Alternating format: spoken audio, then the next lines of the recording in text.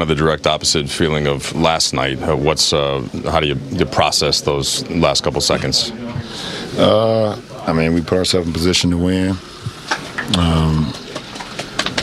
Gave up a lot of threes in the fourth quarter, but still put ourselves in position to win. Horrible turnover by myself, bad miscommunication. Play before that, and I mean, AR still hit a big bucket, try to save us, and then tip your hat if someone makes a game winner from half court. What's the kind of the proper way to, and you just contextualize this game specifically, but what's the proper way to deal with the emotion on this side, relative to last night? There's another game in 2 days, less than 2 days. That's how you do it. These last, I guess, both fourth quarters, there have just been these kind of wild swings where you go on a big run, Pacers return it, same thing tonight with Chicago. What have you thought of that and kind of how that's happening? We can't give up 40 plus. We gave up 32 in the first quarter, and then we played great ball from there on. 26 in the second, 17 in the third. We give up 44. You're not going. No matter how many points you have, it's going to be just not good ingredients for success. How much of the fourth quarter do you think was just like unreal hot shooting from them, and how much of it was defensive sort of maybe intensity? I mean, they shot. Listen, had 19 threes once again. They've been shooting the piss out the ball as of late.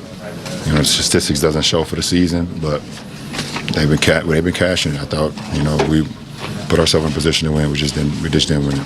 I mean, the last thing you guys want to do is foul Giddey in that situation. You and Austin did kind of run at him at least. Is that kind of all you can do in that situation? Yeah. You had to remind us that this is the third time you guys have had almost like this. The Orlando won, the Atlanta won in Atlanta. You mentioned you guys do have another game in 2 days. What's the key to not letting the emotions of tonight carry over into Saturday? That's the NBA. That's the NBA. You can't go into a game on Saturday thinking about what happened on Thursday. What did you see defensively in the second and third quarter? We were in tune with the game plan. We executed it. I thought we played well enough to win, obviously, but we didn't cash in.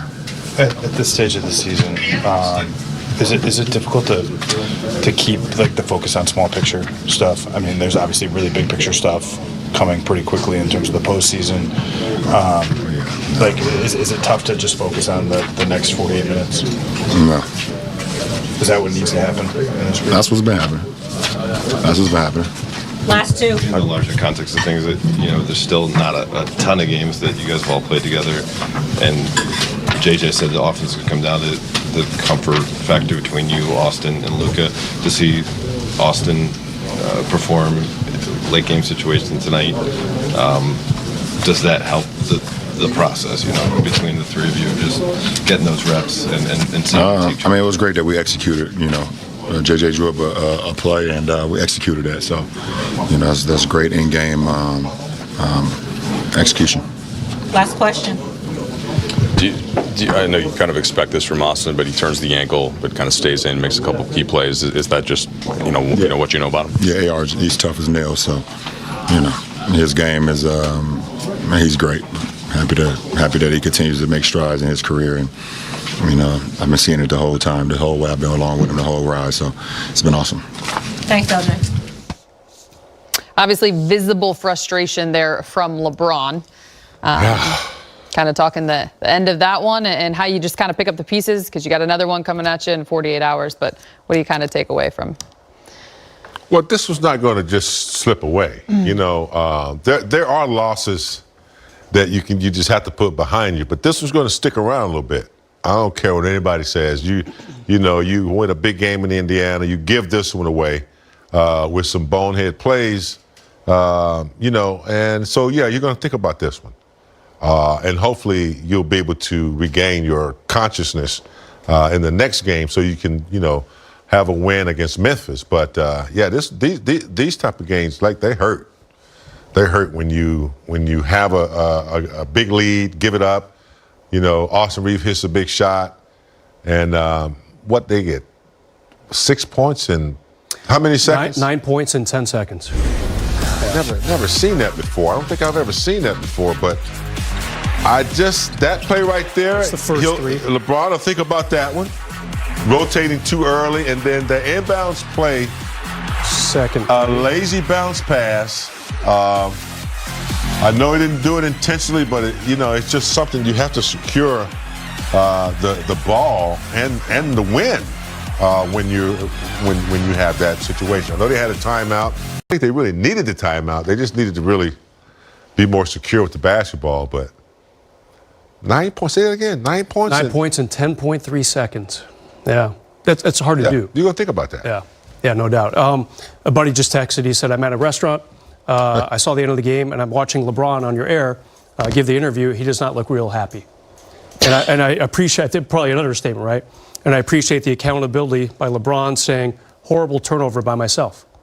And when something like that happens, there's two ways of going about it. You can say, "Oh, we were bad in the second quarter," or whatever, or "horrible turnover by myself." And LeBron also mentioned a miscommunication on defense right before then, probably alluding to the Patrick Williams three in the left corner. But I do like the fact that LeBron's he looks miserable. This is a tough one, and the fact that they could have possessed fourth place all by themselves, and instead now need to try to wrench it away from Memphis, who they're tied with for fourth in a couple days. That's going to be a big game, Allie. A big late March game. Tells you everything you need to know. At 40 years old, season 22, you've pretty much seen just about everything. And as you mentioned, big game.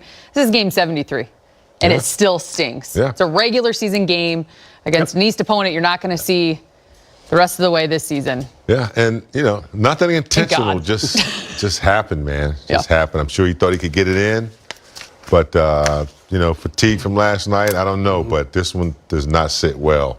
Doesn't sit well. I'm just glad they don't reside in the East Conference. They just have trouble against these Eastern Conference teams the whole season. They're crushing it in the West.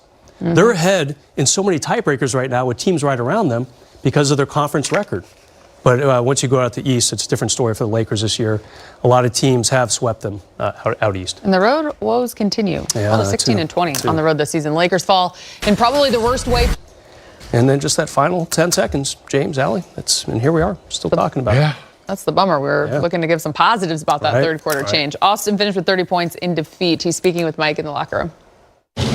Austin, so you get the ball and kind of quickly attack the rim, tough finish, and you go up, they don't have any timeouts to advance. What's just like processing the emotional swing of, maybe most likely having a game-winning bucket, kind of like the one in Golden State, and then seeing the ball go through for Chicago?